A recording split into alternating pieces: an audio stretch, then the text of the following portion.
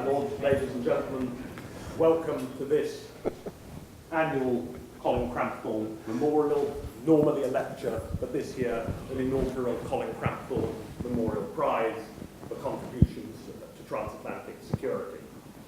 As many of you who are friends and family of Colin will know, Colin was a much-loved Deputy Chief Constable of the RUC, first Acting Chief Constable of the Police Service in Northern Ireland, and then latterly, perhaps in his best-known role, as Chief Constable of West Yorkshire during the 7/7 bombings, when 3 out of the 4 of the London Tube bombs came from his patch. He was an outstanding public servant. He was a very, very brave man who was taken from us all too soon because of cancer, which he fought with such courage and dignity.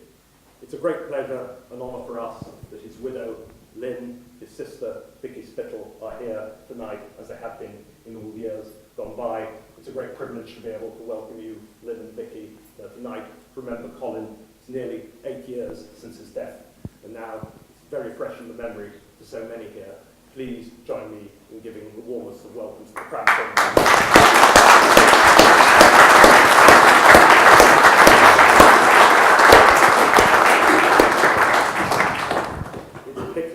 Pleasure to be able to welcome another great public servant to receive this inaugural Cramphorn Memorial Prize. Raymond Kelly, as all of you who have accepted the invitation will know from what we've sent out, the longest serving commissioner of the New York Police Department in its history.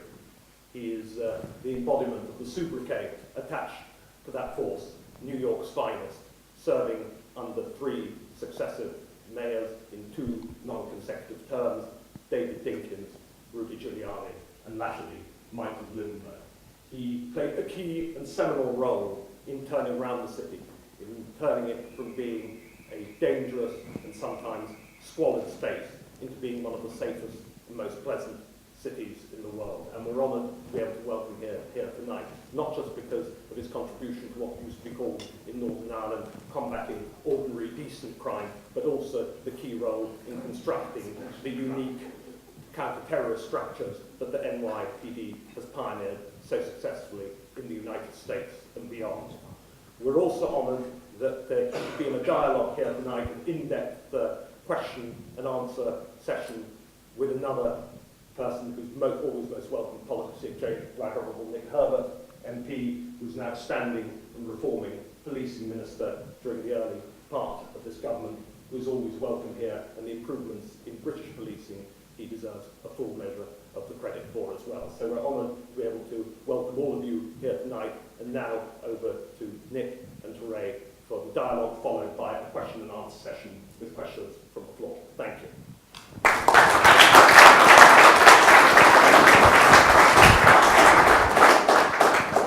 Thank you very much indeed. Thank you, ladies and gentlemen. It's a great pleasure to be here, and in a different role than I might normally have expected. Normally, a politician is on the receiving end of questions, and I'd always look forward to being the questioner, and now I'm not so certain. Actually, I think it's probably just as hard to ask the questions.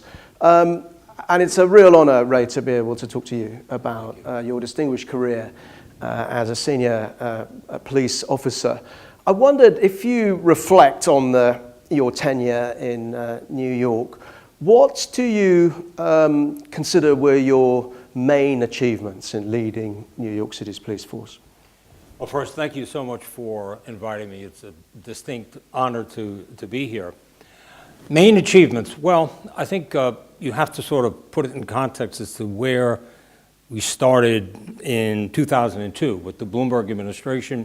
We came in 3.5 months after the horrific events of September 11th. There was a lot of gloom and doom in the city.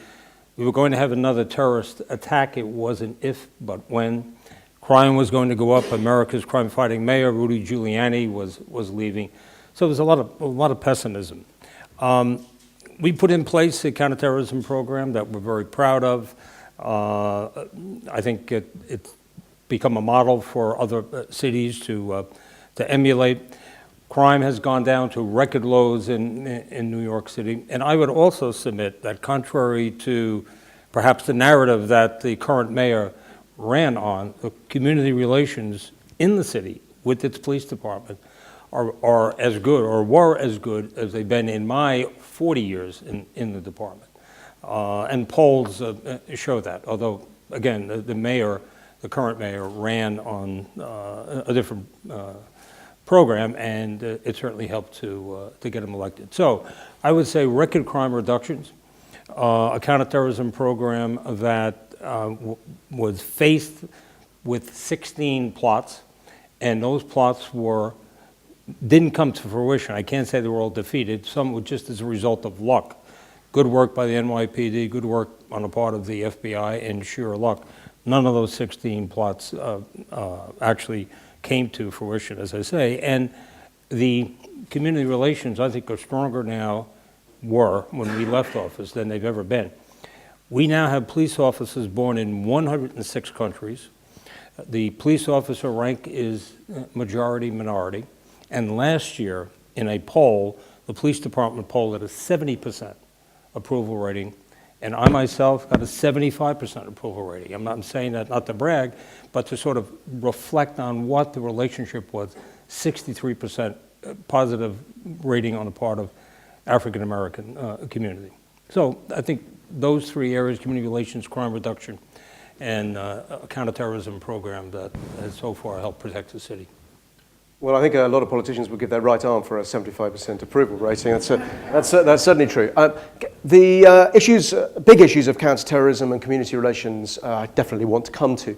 Can we start with the whole issue of crime reduction and this incredibly interesting phenomenon of the very big falls on crime that we've seen, not just in New York City, but in other cities, indeed, in the Western world.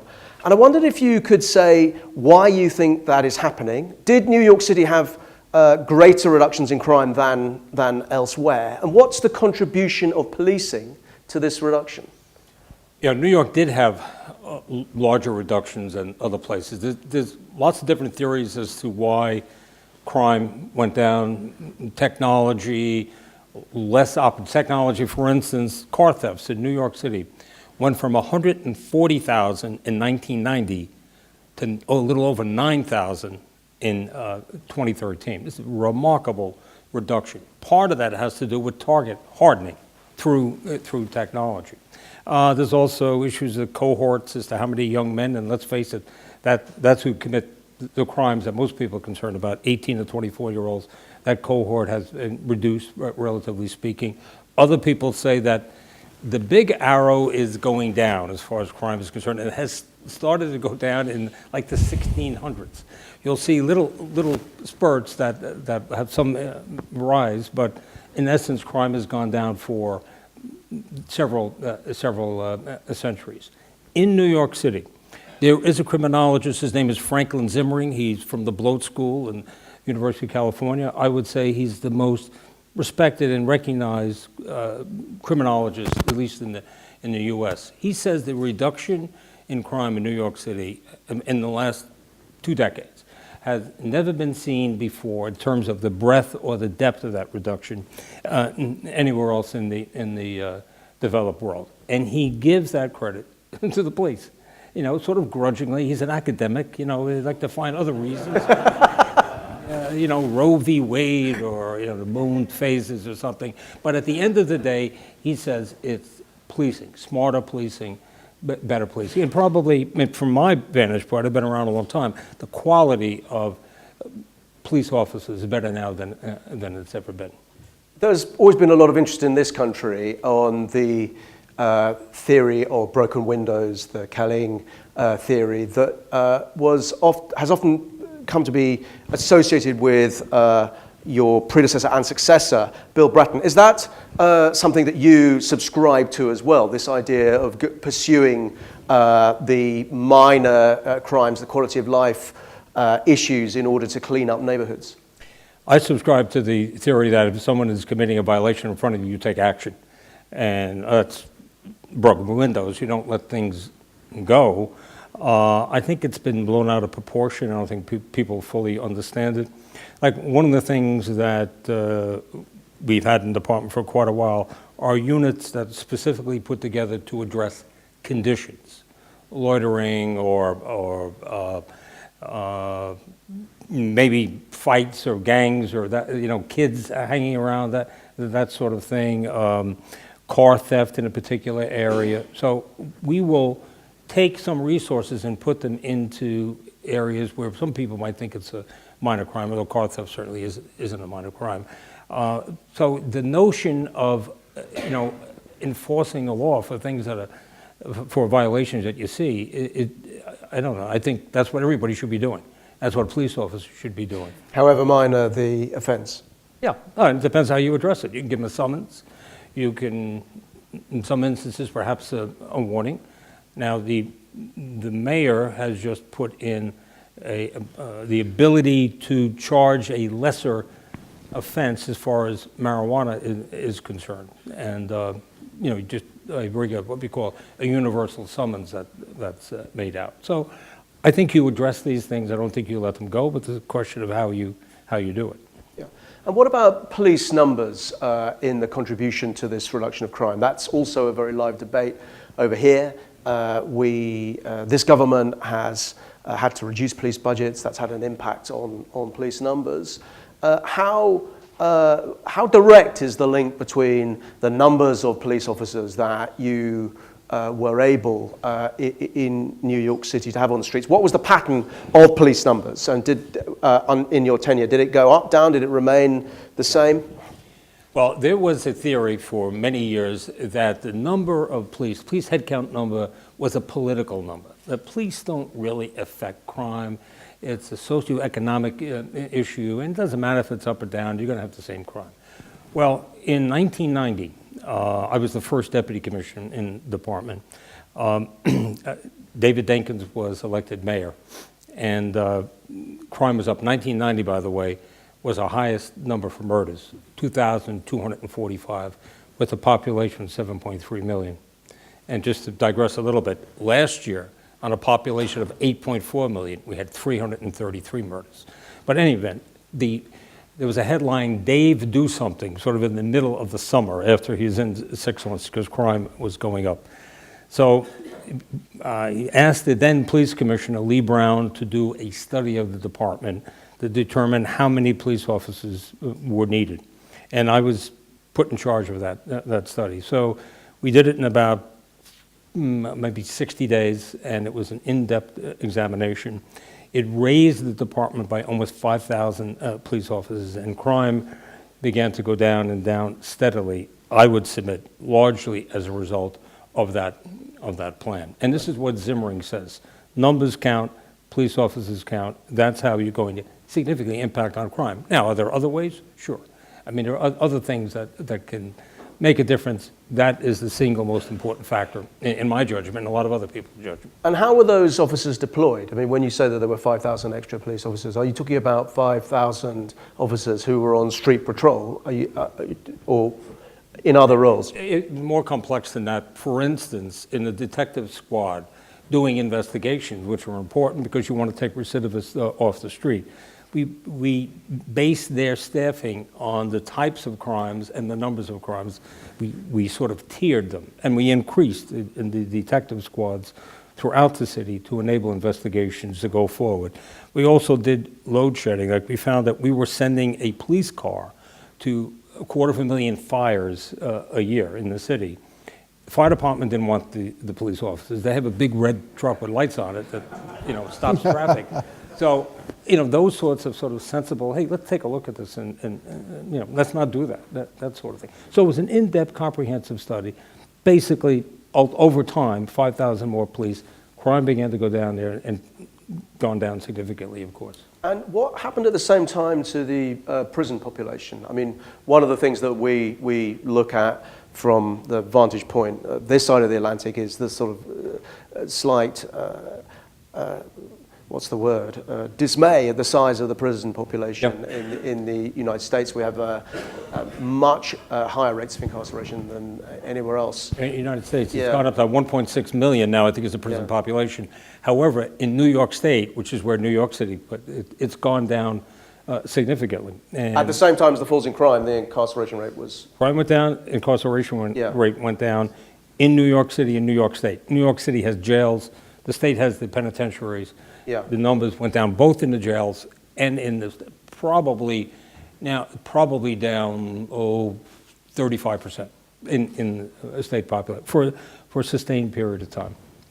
And because that's an interesting contrast, because certainly at a time when we were getting big reductions in crime under the previous government in relation, they would have said that one of the reasons they were doing that was because they were increasing the rate of incarceration, Yeah. particularly for things like You know, you violent can crimes. argue that. I mean, there is this notion of warehousing. You know, people are prone to commit crimes at a particular age, then they age out. So people who support that view, I don't necessarily support, people who support that said, hey, you're taking them off the streets for this critical period in their life, and therefore it's going to result in less crime. You know, all these things are arguable. There's no, you know, black and white distinction. Right.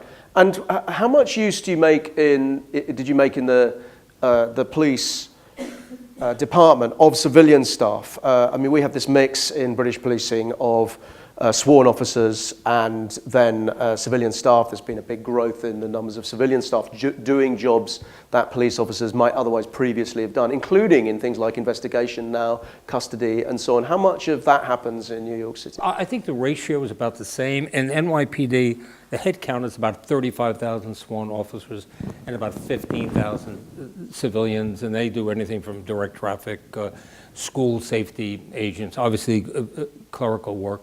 One of the issues is you want to get uniformed people on the street away from the clerical jobs. But the problem is you're paying a lower rate for the civilians. They turn over quickly. They don't stay in the job. And if you're running a police precinct, we'll say, and you have to have that function go 24 hours a day, 7 days a week. So you're taking, you know, a police off the street to do that function. I mean, it's a concept that I support, but it has to be properly funded. And generally speaking, the entry-level requirements are too low, and as a result, the money is too low. You don't hold on to those employees, civilian employees. Yeah, very interesting. On the second issue that you raised, which was of community relations, and you said that you felt that this was one of the aspects that was you were proud of in the way that you had delivered policing in New York City. Could you just first of all say a bit more about the profile of your police force and when you inherited it, and the numbers of officers who were from the black and ethnic minority population? Yeah, it went up significantly in our 12 years. Right now, African Americans, we call it, is about 17% of the department. Hispanics are about 26% of the department, and there's many other mixes in there under the white category. We have a Muslim Officers Association, we have a DC Association. So the variety, if you will, has gone up significantly. And as I said before, we have police officers now born in 106 countries. It gives us tremendous... Born in 106. Born in 106 countries. Right. We have tremendous language skills as a result, languages that, you know, that are of interest these days: Urdu, Pashto, Hindi, Farsi, Arabic, Bengali. We have police officers who speak those languages. And this is a result of a, not solely, but I mean, a very active recruitment effort going into those communities. Yeah, can we just explore that a bit, because this is of real interest to us. We have had nothing like that success in relation to policing. We have succeeded in recruiting what we call black and ethnic minority police officers in the police and community support officers who are not fully sworn officers. But when it comes to sworn officers, we just have found it really hard to make progress in that area. So what's the secret? How have you been able to do that? I think you have to take a hard look at perhaps culture and tradition. New York City, they had a similar problem in the fire department. And as a result of lawsuits now, they are under a mandate to actually have a ratio of who comes into the department. It turned out to be sort of a father and son type organization, that they sort of cultivated their sons, brought them in, and somehow miraculously they had an easier path into the department than other people. We found that bringing in people into the organization, they become the best recruiters. You know, if there's a hospitable environment, as I said, the Muslim Officers Association is a big operation. We supported it. I encouraged it. A whole series of fraternal organizations that exist give the message that, hey, you're welcome. You're here. welcome. And so was it culture more than quotas or targets? Did you set targets for saying you want to increase the proportion? No, we set no targets at all. But as I say, the police officer rank is now majority minority, and our Hispanic number is very high, which mirrors the population of the city. Our African American population in New York City is about 23%. As I say, the number is about 17.5% in the department. We're a little low there. And you alluded to the difference of view that the current mayor had in when he was campaigning about some of the issues of community cohesion. And there was the particular controversy around what we call stop and search, and I think you call stop and frisk, is that right? And the use of stop and frisk by the department. And I remember going over and talking to your colleagues a few years ago, and I could see that was beginning to be an issue where you were coming as a department under external pressure. There were groups that were beginning to make this an issue. Can you talk a bit about that and about your record and your perception of those issues? Yeah, well, there was litigation I put in place. Let's back up and say what is stop and question and sometimes frisk. Frisk is a pejorative term. It should have been like field investigation report or something like that, but frisk it is. So it is the common law right of the constable to stop someone who he or she believes is acting suspiciously or could be committing a crime. It was validated in a Supreme Court case, Terry versus Ohio in 1968. And every jurisdiction in America has some form of this authorization. It says if you're a police officer brought in a public place and you see something and reasonably suspect that a crime is about to be committed, has been committed, or is being committed, then you can stop that person, talk to that person. Now, it also says that you can protect yourself with a limited pat-down or search. In 1999, this litigation started. It was based on 92,000 stops. Now, let me tell you, as a police officer, longstanding, the forms that recorded this simply were not made out, unless there was a problem, or somebody complained or whatever. You just didn't make the forms out. So, the litigation starts in 1999. It goes up until 2006, where certain agreements were made, stipulated by the city. We, the department, based on our own budget, put in a system that recorded these stops and we required police officers to fill out these forms. Quite frankly, they simply were not being, properly recorded. In 2006, this lawsuit, again brought by a group called the Center for Constitutional Rights. The plaintiffs are fungible here. So they have the same lawyers brought the lawsuit in 1999, they bring it in 2006, claiming that people were racially profiled. And it moves forward to a trial. The trial, just by coincidence, happens to coincide with the mayoral election. This is the same judge that had this case from 1999 on. No jury in the trial, just the judge. And regardless of what your position is on stop and question and frisk, this case was just horrible. It was terrible. If you read the case, 195 pages, it just jumps out at you. There was no monetary damages here, so the judge apparently felt that whatever she did in this case was fine. It holds the entire department guilty for something called indirect racial profiling, a term that was never used before. Uses an expert, the plaintiff's expert, who comes up with a convoluted explanation of how you measure racial profiling. In it based on census data. Makes no sense, no pun intended. So, in the trial itself, they put forward evidence from the plaintiff's expert that he looks at 4 million stops over a decade. He finds 6% of them did not meet constitutional muster. So, in the trial, there are 19 stops. I think there were 6 plaintiffs, 19 stops. The judge finds that 10 of the 19 stops are constitutionally acceptable.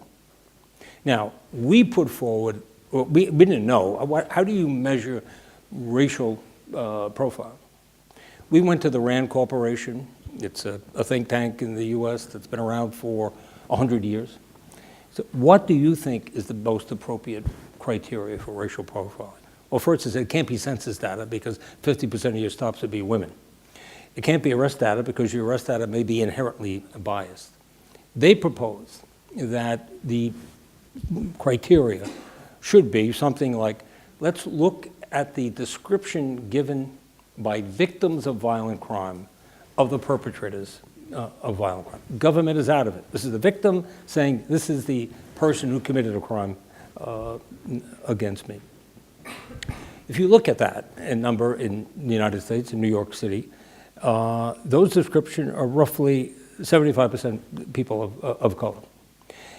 Historically, in the NYPD, the stops were 53% of African Americans, we'll say. So that's where it's an unfortunate term, but people said people were being understopped. But there is, at the very least, it comports. So here we have a department that, I mean, I don't think there's any police department in the world could say they have anywhere close to police officers born in 106 countries. Here we have a department that's being accused of being guilty of indirect racial profiling. Now, the judge would not accept any information about crime. Now, in the Bloomberg administration, we've had, if you compare the 12 years of Bloomberg to the 12 years previously, 9,500 fewer murders.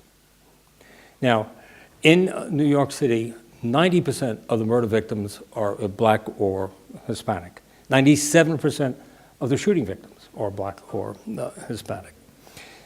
The Center for Disease Control did a study and said that the smallest percentage of teenagers carrying a gun of any major city in America was in New York City.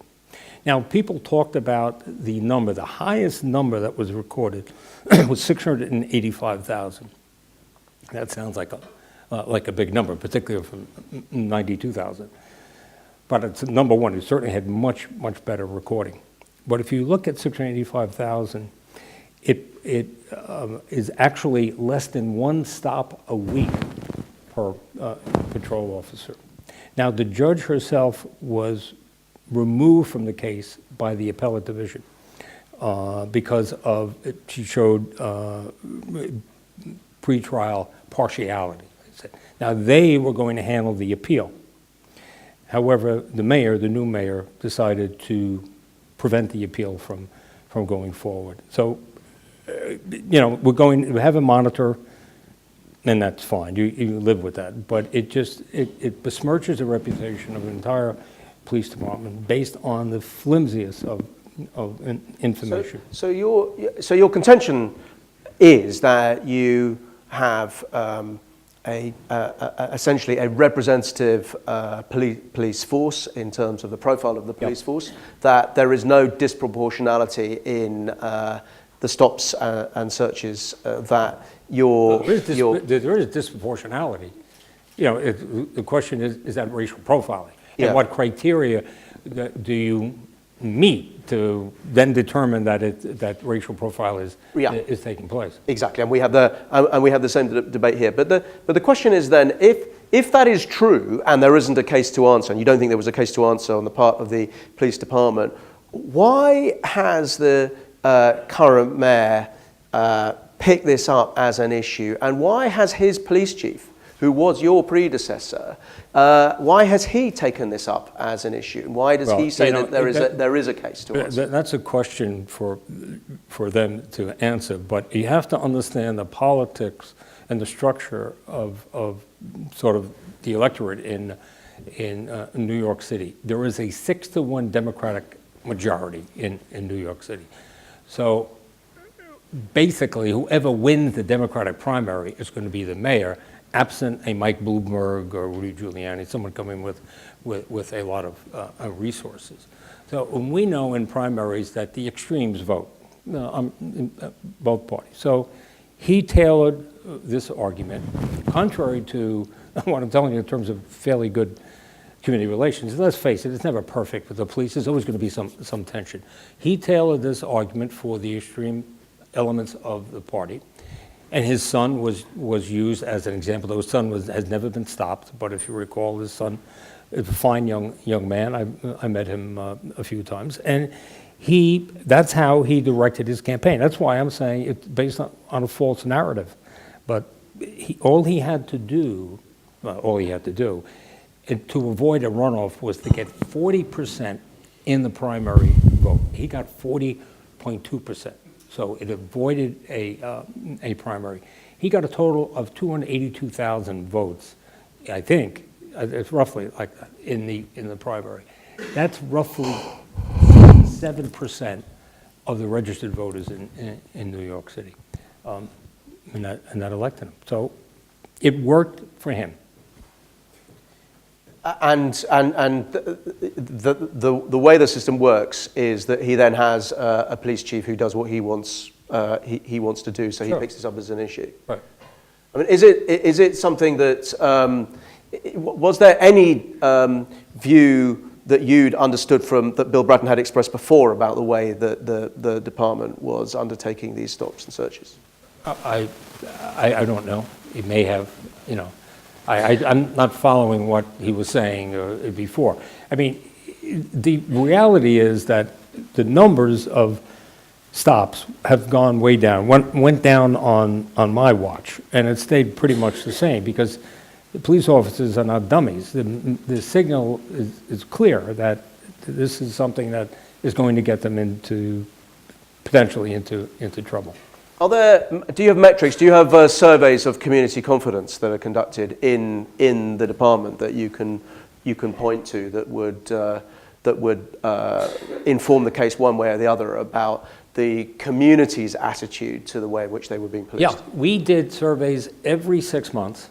We had an instrument provided by Marist College, which was validated by Marist College, and we used our language skills. We had questions prepared, and we did it in 5 languages using recruits in the academy. They had, just before they graduated, they would make these the phone calls. Always 80%, and this was basically in regard to these were people who utilized police services. They were complainants or whatever. So we were checking out the quality of service provided to them. 80, 85%. But we did it, and we could never get it published. The press would never publish it. And have there been changes in policing practice since then under the new regime in relation to stops and searches? And do you approve of those changes? Well, the fact is they're just not happening in the numbers that they happened in the past. Now, whatever the impact of that will be. In my view, this is a tool that every police officer needs in the toolbox. We certainly don't want it abused, and I would submit that the numbers remain relatively constant because they weren't being reported. So the numbers have been roughly the same. Now they've gone down. Now, it could be that they're doing it and not reporting it, or they're not doing it, and of course it's not being reported. We're going to see over time what the shootings are up in New York City, and of course the shootings are happening in communities of color. That's where the victims are. That's where the shooters are. So we're going to see over time if this makes sense. Now, other signals have been given to police officers that I think bear some concern on a part of citizenry. The monitor was put in place, this is safe for stop, question, and frisk. An inspector general was put in place, even though the NYPD has 1,000 people and doing its own internal discipline, internal investigation, even though there are 5 district attorneys in New York City, each with a public corruption unit. There are 2 U.S. attorneys, each with a public corruption unit. The mayor has a citizens commission to combat police corruption. Now, in the lawsuit, the judge mandated that at least one precinct in a borough have police officers wear cameras. And I think that's something that should be tested, but tested very, very carefully, because it's meant to make police officers hesitate. And it can be good that they hesitate, and it can be bad that they hesitate if they're hesitating from things that they should be doing. So all of these things, I think, are signals for police officers to back off and become reactive. And I think consensus of people in policing would tell you that the reason that crime is down so dramatically in New York is the whole notion of proactive policing, of doing a whole series of programs to address crime either So you're before it worried about happens that or just as it changing happens. stance? Now you get, I'm not going to get involved type mentality is clearly a possibility with the signals that are being given. The third big achievement that you pointed to was the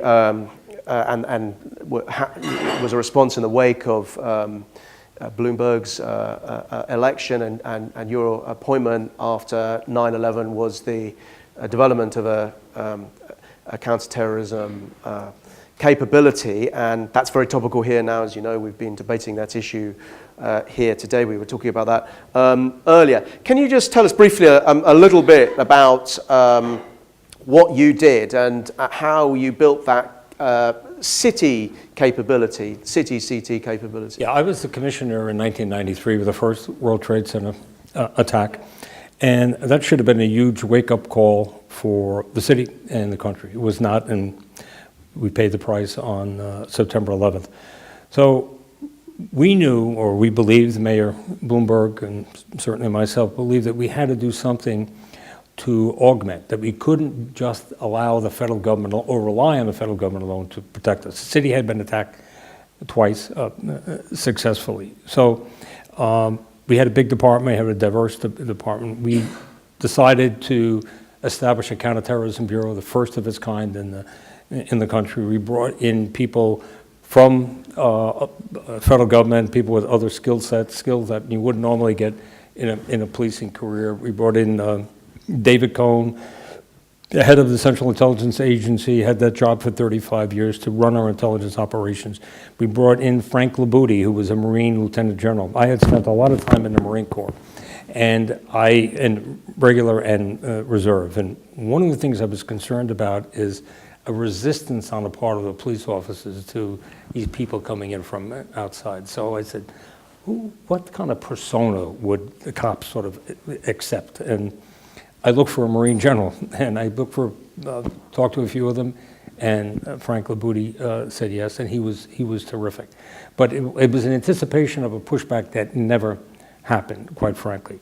We created a cadre of first-class analysts from some of the top schools in the United States, Harvard, Yale, the service academies.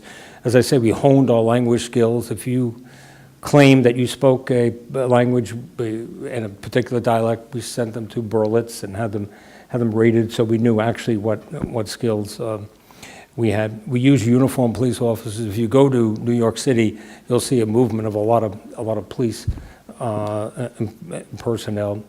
This is at a time when the department is down 6,000 police officers from where it was in 2001. So they have specific counterterrorism missions, locations that they go to.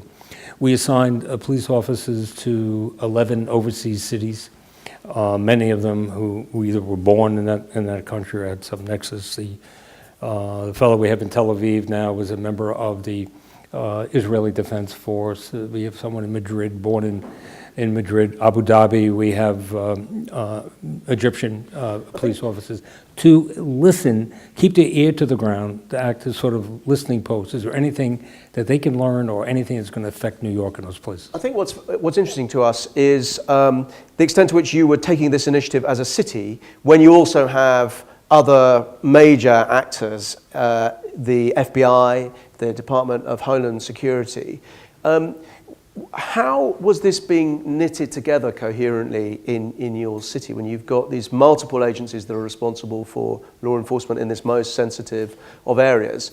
And why was it that, I mean, it's quite interesting that you decided as a city and as a police department and the mayor decided to develop this capability for your force itself and not just to cede this to the other agencies? Yeah, well, again, it's a city that was attacked twice, different than any other city in America.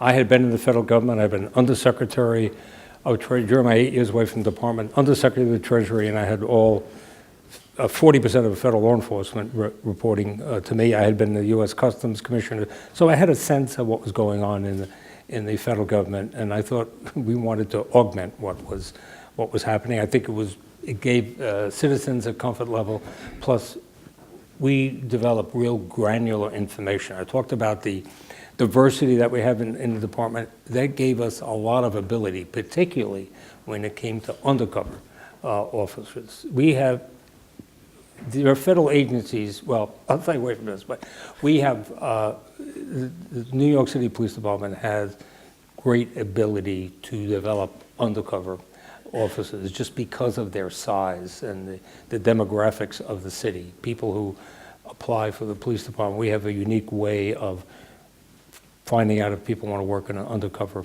capacity, and it's helped us very much in two major investigations. So because of the size, because of the diversity of the city, we had something to add to the fight. And how easy was it to knit that together, though, with the FBI and with the Right. fledgling Department of Homeland Security? There is a joint terrorism task force in every city, and the NYPD. We had 17 investigators in the joint terrorism task force on September 11, 2001. There are now 120. So increased significantly in terms of interacting with the FBI in the joint terrorism task force. And we have an intelligence division that generates its own intelligence and gives it to the joint terrorism task force. And so there is a vehicle to do this. I'm not saying it made them happy.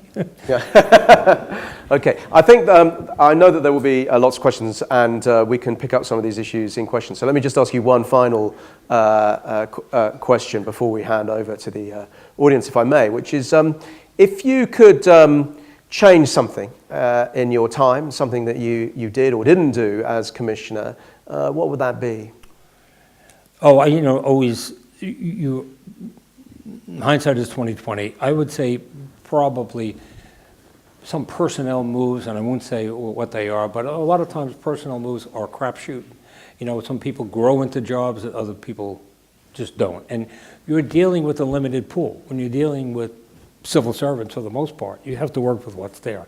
Yes, we did bring some people in from outside, but generally speaking, you have to deal with the universe of people that you have. So I made some mistakes in personal assignments, and I was pleasantly surprised in others. So you're saying you wouldn't have hired some people and you would have fired some others? Yes. Okay, that's been really interesting, Ray. Thank you very much indeed. Now, questions for the Commissioner. Just give your name, no question too outrageous, just give your name and organisation. Faulkner Murphy, retired Commissioner of the Garda. I spent 44 years in policing, Ray, and I identify with so much you said here tonight. Can I just say, before I just ask the question, I'm delighted to be in the company of Lynn Cramphorn. I knew Colin very well when I was Deputy Commissioner. Colin was the Deputy Chief Constable, and we worked closely together, he being with the PSNI and I in the Garda.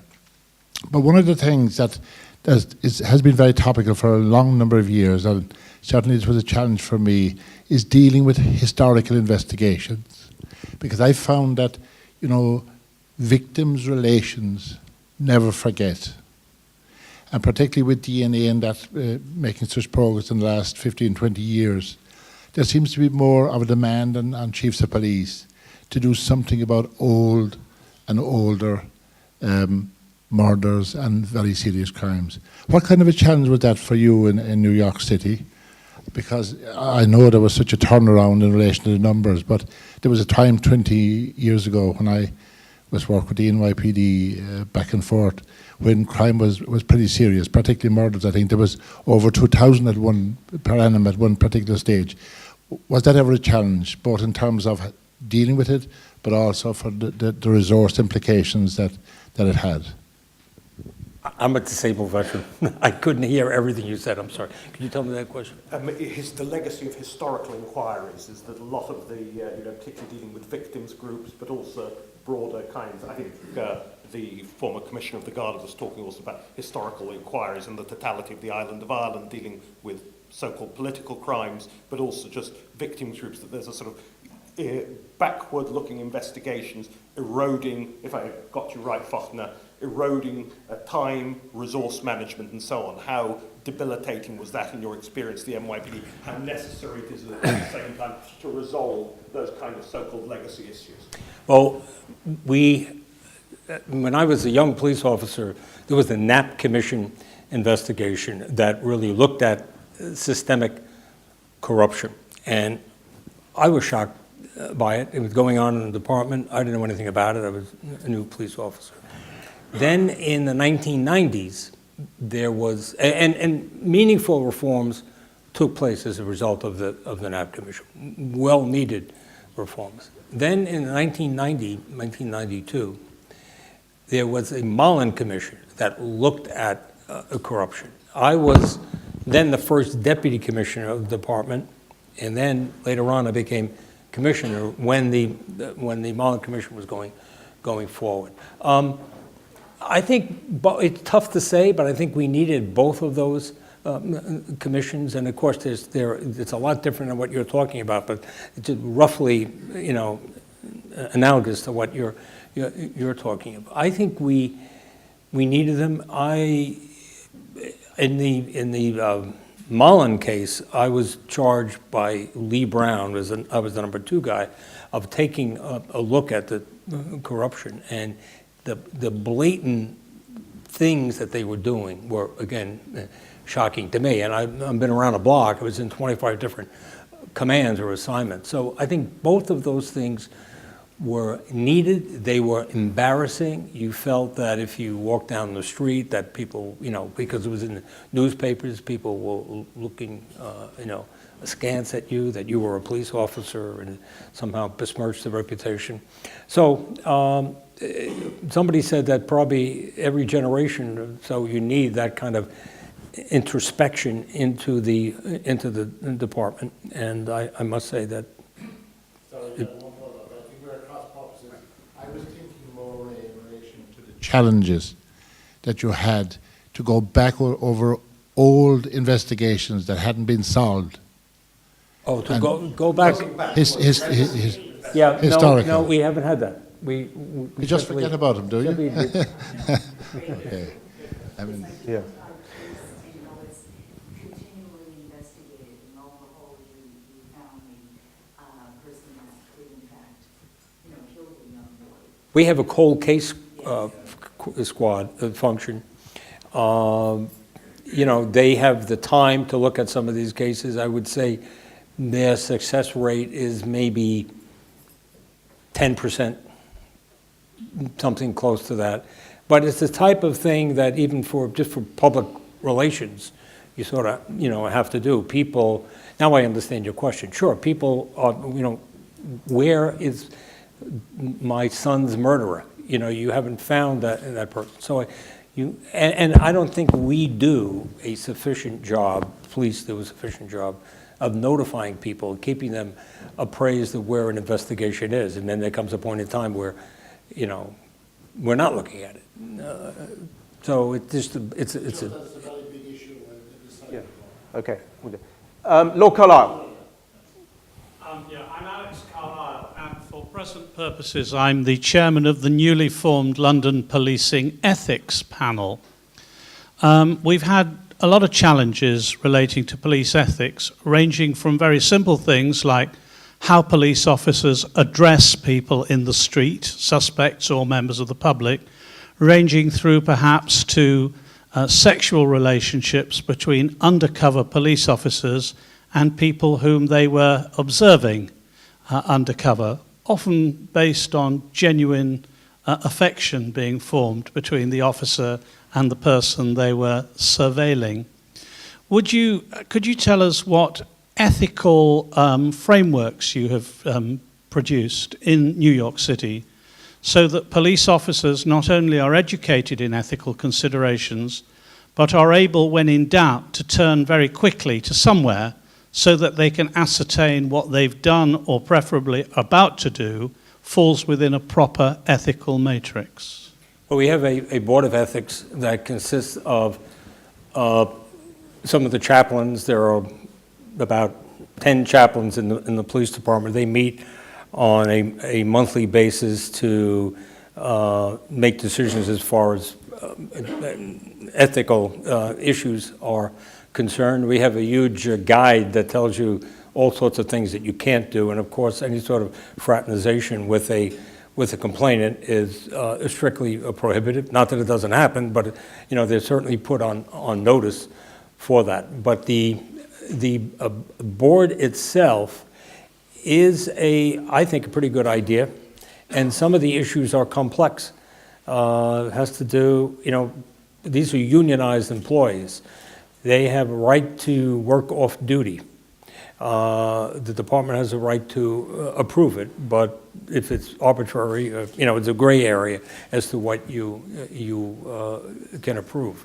And the union obviously complicates things because they're always pushing for their members. But I think the Board of Ethics has, generally speaking, worked well, and you have to have a red line, clear prohibitions or clear statements as to what is prohibited and what's acceptable. And then in the police academy, they have sort of ethics focus groups or what have you, where they'll tell them the basic things about taking free food and that sort of thing, how that is prohibited.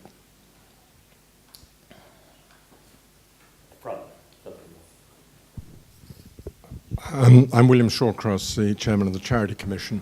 I just wondered, in your experience in the last year or two, how much more difficult has your work in counterterrorism and that of other agencies been made by the actions of Edward Snowden and others? Everybody that I speak to, who is in the know, thinks that it's horrendous, that it's terrible, the worst leak that's happened.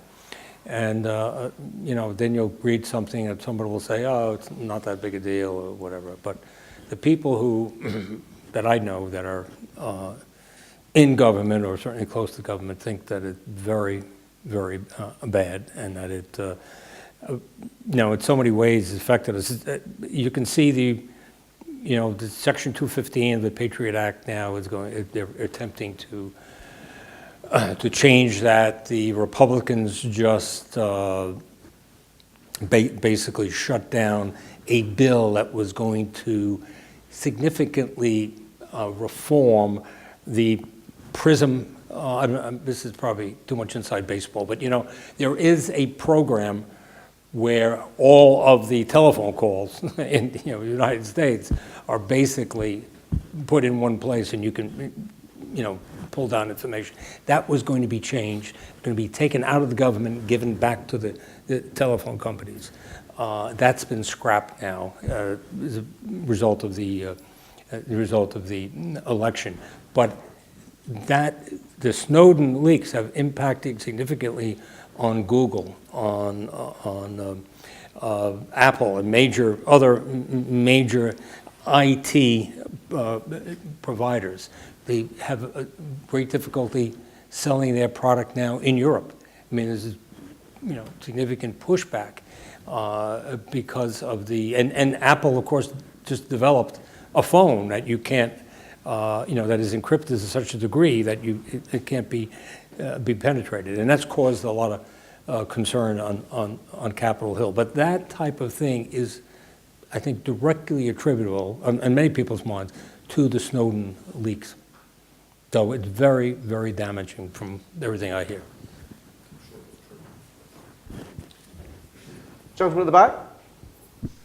Yes, Floyd Millen. I suppose that's the price we pay for living in a pluralist democracy in a free market. But the main question I want to ask, I'm currently writing a book, a comparative analysis of policing in the US and the UK. And given that over here we're moving very much towards police and crime commissioners, having more democratic involvement and electoral involvement in policing, is there anything that you can say about your experiences that we should look out for or that we should welcome in the United Kingdom? You say that? The gentleman's writing a book comparing US and UK policing, and he's asking, we've had major developments, reforms in this country like policing and crime commissioners, and his question is whether there's anything that we should be looking out for, particularly here, from your experience. Well, I'd like to see how the policing and crime commissioners work out. I think you've only had us in 2012, and you're going to need some time to see. I also know that the voter turnout has been extraordinarily low. So the idea was they were going to be representing the people. Well, they're down to like 10% range in some of these elections. But I'd be very interested to see over time. These things, it just takes time to see if it really makes a difference. I know it's not done in London, but it's done in the rest of the country. So, we're so similar in things that we do. We have community relations officers. You have community officers trying to, garner positive support on the part of the public. I think we certainly learn from each other. I've always been impressed with the focus on technology in policing in the UK. You always, I think, have been ahead of the U.S. Historically in that regard. I can't think of anything that is going on, let's say, in New York that is, we definitely should adopt it here. We're using technology more than ever, but you've sort of led the way. When the Bloomberg administration came in, we were still using reams and reams of carbon paper and whiteout. And we brought in 20,000 computers. We created something called a real-time crime center, which pushes information out to investigators in the field, detectives in the field, as a way of making arrests more quickly. That's been copied in other places. Basically, we created a data warehouse and kept putting information into it. We have calls to the 911 system, the telephone system, that go back, the records go back 10 years. When a crime happens now, we can see who's on probation or parole in the vicinity of that crime. Let's say a murder happens. We want to know who's living in that area. It's new for us. I'm not certain how much of that is done here. My sense is that your police here are probably right up to speed with what we're doing as far as technology is concerned. Facial recognition, it's still being perfected. They've done a lot of work on sort of the oblique, when somebody's in robbing a store and you get a picture of a profile. There are ways of taking that and making it full face. A lot of work has been done in that regard. Terahertz technology is something we worked with the Met and with DARPA, which is a U.S. Defense Department operation, and all bodies emit terahertz radiation, and we were exploring it as I'd say alternative, but something to be used to identify people carrying guns.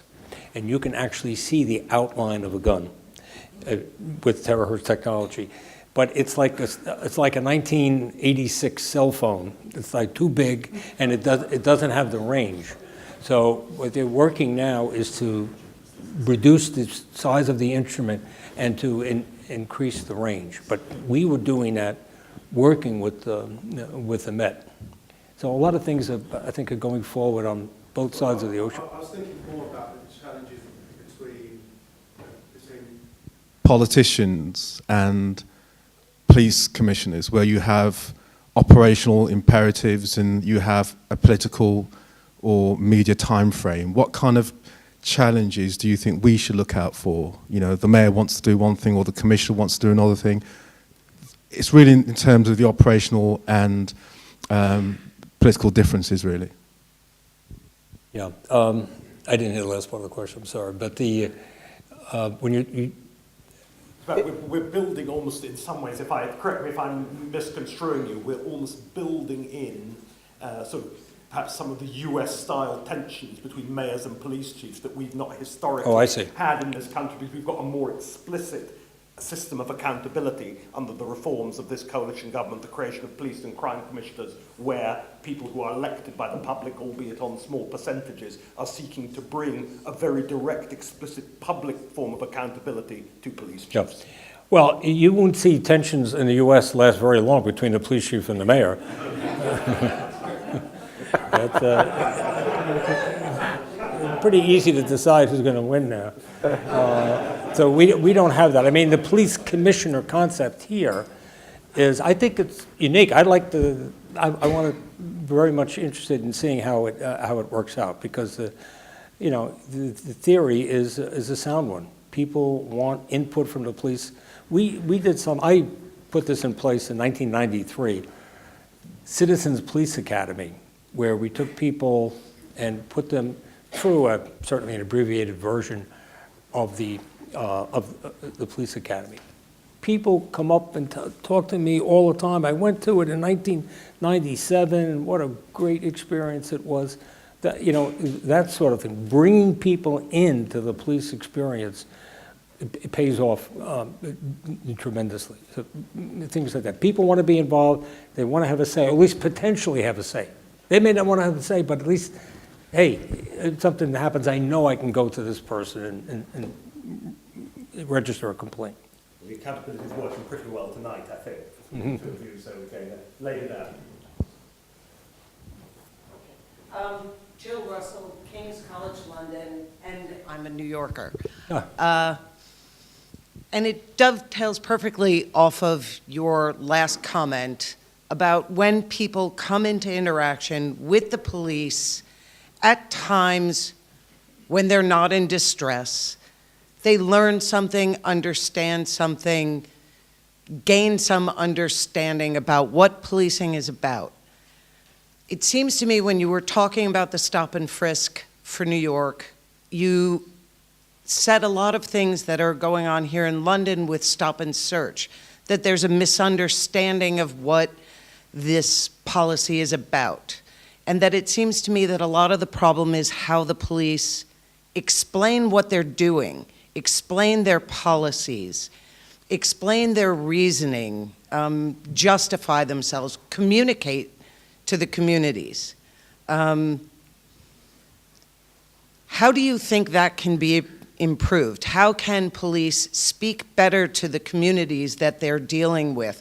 Not just the large one of New York City, but small ones in Brighton Beach or outside of Coney Island, or here in London, the same relevant types of community in East London, where you're dealing with pockets of populations who maybe don't understand what's going on. And so it seems to me there's always this problem of communicating what you're doing, and that there's more benefit to the community than they understand, but there are stereotypes, there are long-standing grievances which get in the way. How can you improve those kinds of relations, those kinds of communications? What might you say to London? Yeah, no, I think you make valid points, no question about it. It's always a challenge to communicate what you're doing, to get the rationale out for what's going on, and it's done in sort of a piecemeal fashion. Each one of our precincts, you have precinct community council meetings, that sort of thing, but a small number of people show up. And you also think that let's say you announce a policy, and therefore it's going to be carried by the media. Wrong. It doesn't work like that. As I say, I've been around a long time, and I've learned that you know, the hard way. We can make changes and put out a press release and have a press conference. They'll ask you something totally different at the press conference. It's the scandal from, you know, this morning or whatever. So the notion that we've made a lot of changes in the department and that you can get that out through the media is spotty. Maybe yes, maybe no. So it's a constant challenge to get information out. No easy answer. And the police are always going to have a public relations challenge. What do the police do? They're the bearers of bad news. They use force. They sometimes use deadly force. They give you tickets. You know, so you're always going to have tension in some areas, and you always have to work at it. It's never a, hey, now everybody loves us and things are going to be good from here on out. No, it doesn't work like that. Two final questions, two chaps at the front. Sorry if I've disappointed anybody. David Page. I just asked a personal question, actually, sir. Would you join NYPD tomorrow? I did 31 years. I have a few problems about starting again. But would you start again as a police officer? Because it's changed a lot in your time. Would I? How long would this mayor be in office? Would I?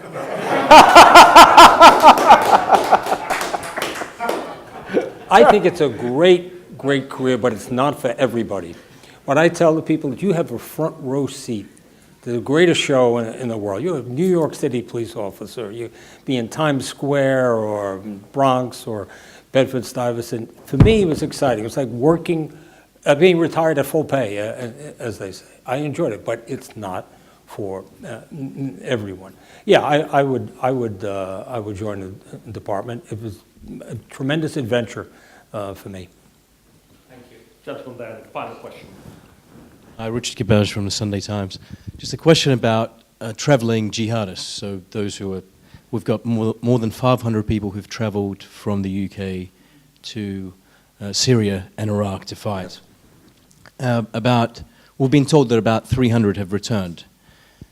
I understand, and I've reported in the Sunday Times, that only about 10% of those 300 who have returned have been deemed to be a threat.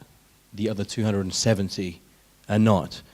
And there seems to be a sort of shifting policy within government about how to deal with returning jihadists. So there seems to be sort of a softer approach, as it were. There's a great deal of confusion about what to do with them. The majority have been referred to this de-radicalization program that we have called the Channel program. And I think there just does seem to be a great deal of confusion.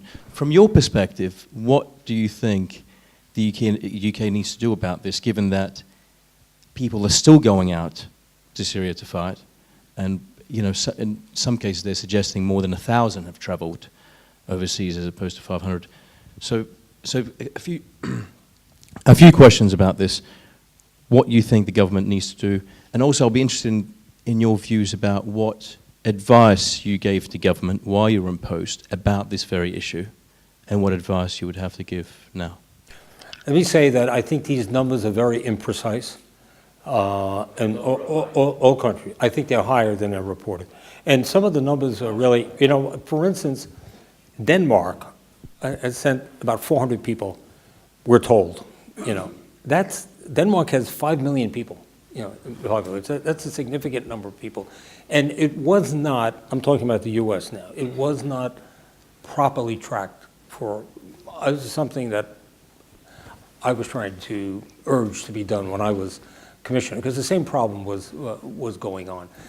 Very difficult to get your arms around it. You don't know who they're linking up with. You have, in Syria, obviously you have ISIS now, but you have al-Nusra, you have the Free Syrian Army, you've got all these different groups there.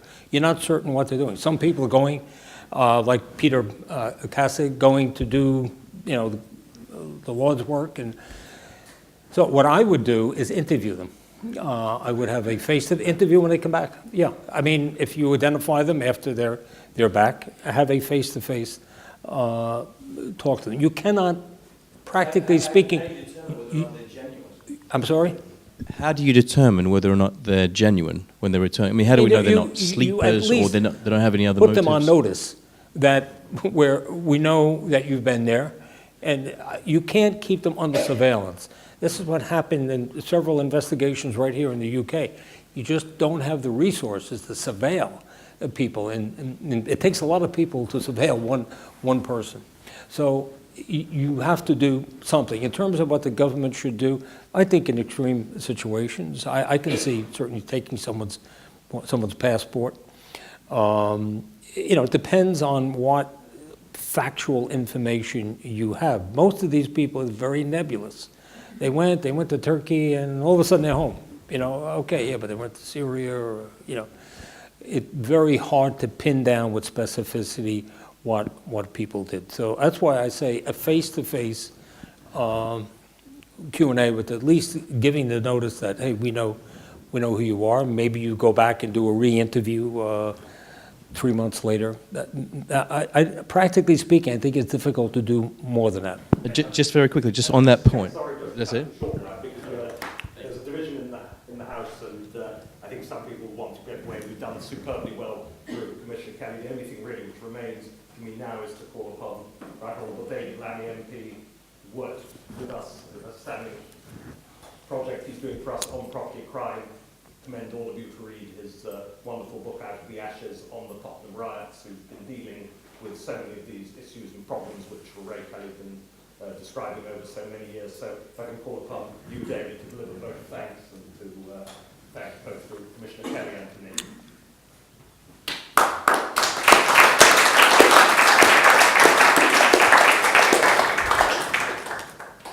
It occurred to me in listening to Ray Kelly that it was just 3 years ago that I walked down Tottenham High Road and comforted men and women standing just in their pyjamas with broken glass all around bricks, and a terrible scene of chaos here on the streets of London. And it took exactly 2,500 officers from across the country to bring order back to this great city of ours. And so your words on police numbers are very, very instructive indeed, at a time when we have seen a diminution in the amount of officers that we have here in this country. It's of course true that right across the UK we've seen extraordinary terrorist activity, and I'm thinking back, of course, because of Colin Cramphorn's legacy. I'm thinking back not just to the current issues of terrorism that we face, but also the real threat of the IRA in previous decades gone by. I think too, in thinking, of course, we like to say here in the UK that we have a special relationship with the United States. I think too it's important to recognise that we are deeply, deeply protective of our model of policing, and of course that model of policing is slightly different to the US. It is based on policing by consent.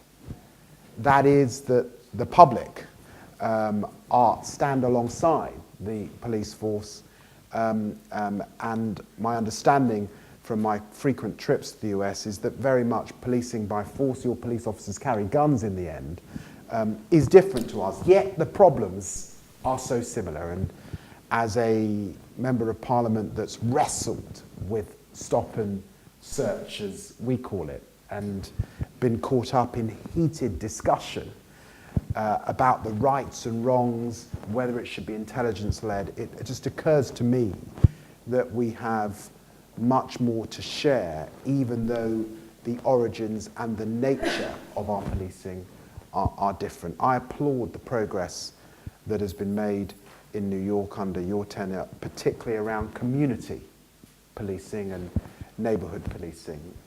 Hugely, hugely important, and a politician like me remains very vigilant about whether that's slipping slightly in the UK context. But what we have heard this evening has been inspiring, wonderful, connects us both, is very, very real, very present. The dangers we're all acutely aware of, but the effort to keep us all safe is fully understood. I applaud your years of commitment to that in the United States, and I think it's worthy of the Cramphorn name. Thank you very much. Thank you, sir.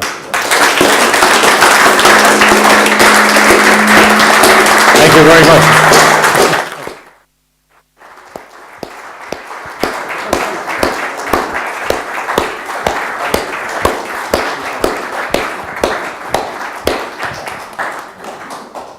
That's just the tip of the iceberg of the case of Irish whiskey, which constitutes... Peace. We didn't think it was fair to anyone to carry it across the room, but anyhow, it is Bushmills, which was a particular beloved drink of the late Colin Cramphorn. I know your forebears of County Roscommon would approve of the reach across the border and the sectarian divide. A lot of stereotyping here. That's right. We're happy to do it. Welcome. Thank you all very much for coming. Thank you, Nick. Thank you, Ray, very much indeed.